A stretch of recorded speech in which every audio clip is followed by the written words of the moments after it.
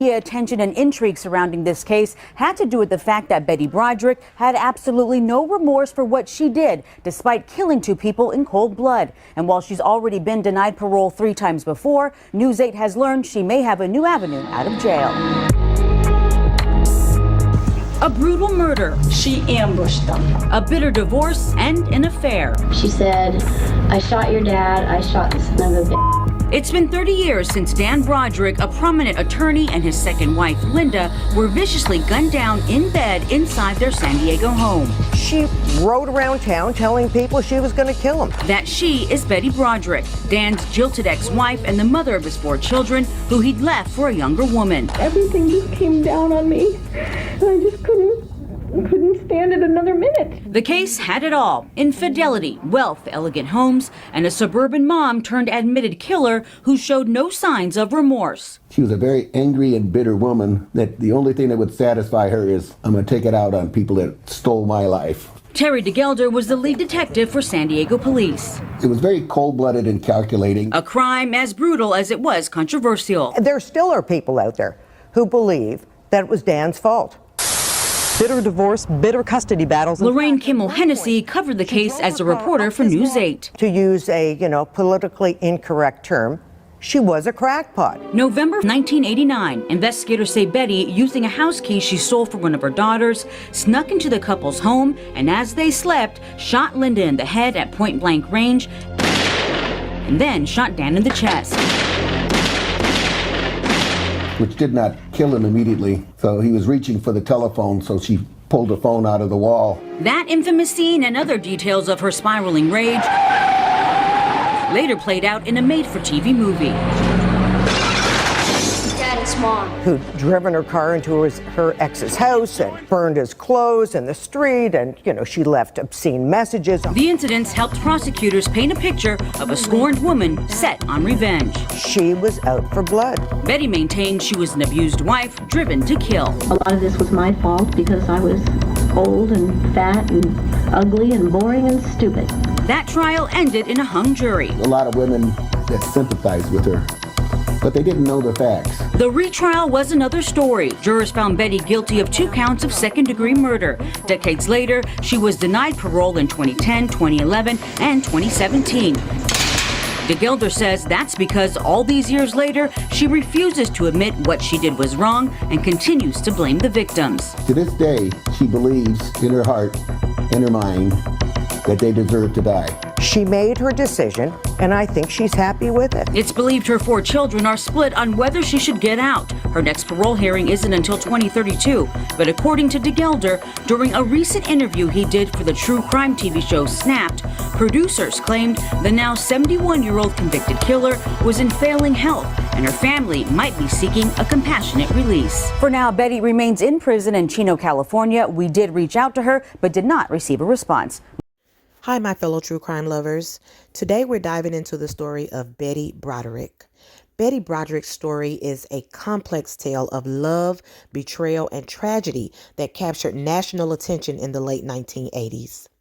Born on November 7th, 1947 in Eastchester, New York, Betty was the youngest of several children in a traditional Catholic family. She attended the College of Mount St. Vincent in the Bronx and graduated with a degree in education. In 1965, she met Dan Broderick, a charismatic law student attending Harvard University. The couple quickly fell in love, and after a whirlwind romance, they married in 1969. Betty supported Dan through law school and helped him launch a successful career as a prominent malpractice attorney. The couple had 4 children, Kim, Rhett, Lee, and Daniel. Betty and Dan had an agreement that Betty would work to put Dan through school. Then she would become a stay-at-home mom once Dan finished school and launched his career, so that they could enjoy the fruits of all the hard work they'd both put in. After finishing school, Dan quickly elevated in his career. They had a great social circle and enjoyed a wealthy lifestyle. However, that great life of peace and success was short-lived. In the 1980s, their marriage began to deteriorate. Betty struggled with her identity as a homemaker, feeling increasingly isolated and unappreciated as Dan focused on his career. Tensions escalated when Dan began an affair with Linda Kokina, a woman 17 years his junior that he met at his law office. Betty was suspicious of Dan and Linda. She even confronted Dan about it, but he denied that anything was going on.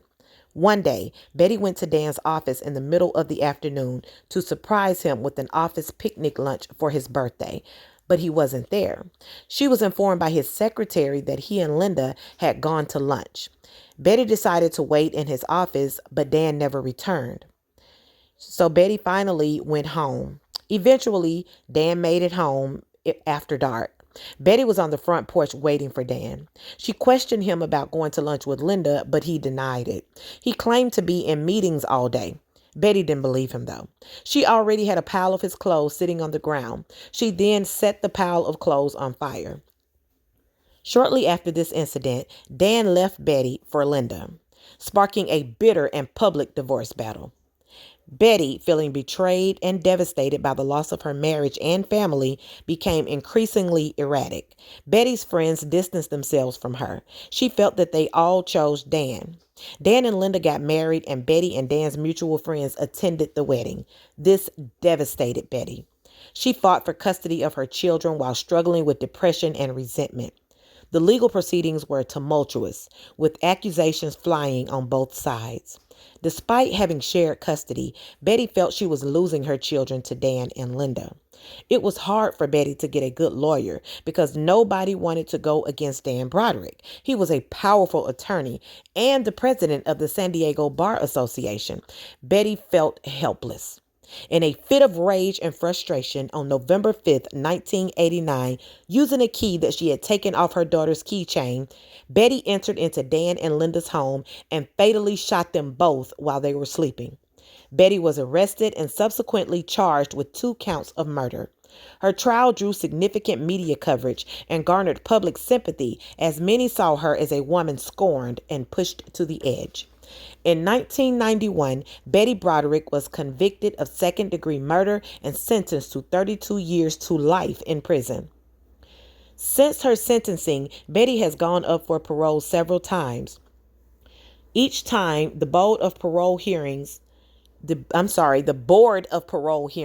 denied Betty's parole request because she did not show remorse nor acknowledge wrongdoing.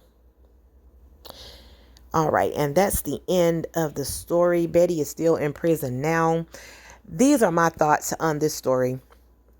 I first heard about this story back in my teen years, in the 90s. I remember watching the movie on Lifetime with my mom. I've watched it several times as a teenager and as an adult. It's just a story that has always fascinated me. It's always stuck with me, and there is a special place in my heart for Betty Broderick. I really feel for this lady. I definitely feel like she was pushed to the edge. This whole situation could have been avoided had Dan not selfishly cheated, had Linda Kokina had a bit more of a moral compass and not messed with a married man. And of course, Betty is responsible for her own actions, but there are consequences for our actions. And when you have affairs, things like this can happen. I definitely feel like she was pushed to the edge. Of course, if you murder 2 people, you're going to serve some time. And, think about the people who loved Dan and Linda. They were affected. And of course, they don't want to see someone who murdered their loved ones walk scot-free. But I don't think that Betty should still be in prison all this time. And I really wish that by now she would have shown some kind of remorse, even if she had to pretend to be remorseful, because I don't think she's a maniac that's just out here killing people. It was those 2 specific people. I also remember Betty saying that she went there to actually off herself in front of Dan. But when she got there, she got nervous. She didn't know what to do. They moved in the bed and then she just shot him. But either way, I hate that this woman has had to spend all of these years behind bars. She's been in jail since 1991. It's now 2025. I wish they would just let her out so she could have some kind of a life before leaving this earth. because I don't think that she deserved what happened to her. She worked to put this man through school. He made promises to her. They had children together. She never expected this to happen. And I know things happen, life happens, divorce happens, but I just think that Betty's situation, she was dealt a really bad hand. She really was. But this is just my opinion. These are my thoughts. I would love to know what you guys think. So please leave your comments below. And thank you so much for listening.